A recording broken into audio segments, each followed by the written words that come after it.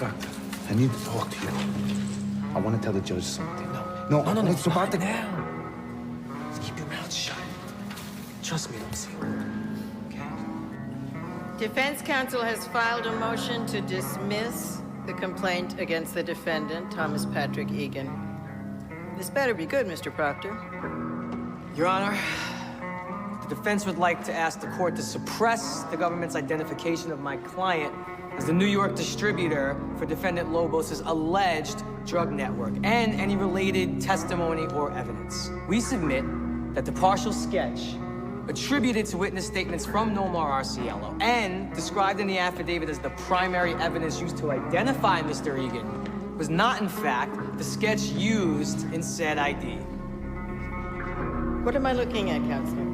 We believe that the identification for Mr. Egan was achieved through a facial recognition match of this sketch, completed by Isabel Ruiz, the 14-year-old daughter of Carlos Ruiz, head of the Soldado Nation.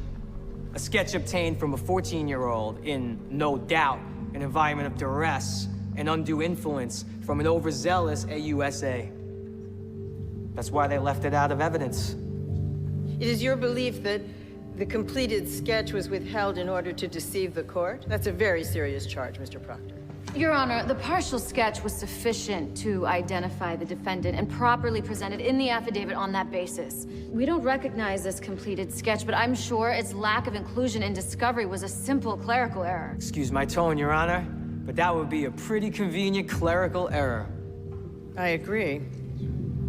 The government's exclusion of the full sketch and the likelihood that it, and not the partial sketch, led to the ID of Mr. Egan as your suspect, it's hard to ignore. Your Honor, putting aside the issue of the sketch for a moment, the plain fact is, defendant Egan was still arrested in that hotel room with Felipe Lobos in plain violation of numerous federal laws. Even so, Your Honor, if the sketch is dirty, then every subsequent piece of evidence, every government action against Mr. Egan, including the tale leading to his arrest in said hotel room, is fruit of the same poisonous tree.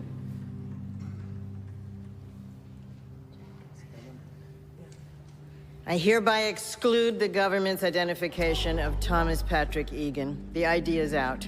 And without a solid ID, the government lacks probable cause.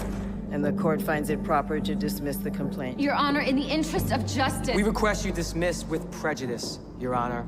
Prosecutorial malfeasance of this kind deserves sanctions. And my client should be able to walk away free, knowing the government cannot retaliate. I agree. The complaint is hereby dismissed with prejudice. Someone on your staff needs a disciplinary hearing, Ms. Valdez. Mr. Egan, you're free to go. Marshals escort him back to MCC for processing out of the system. Thank you, Your Honor.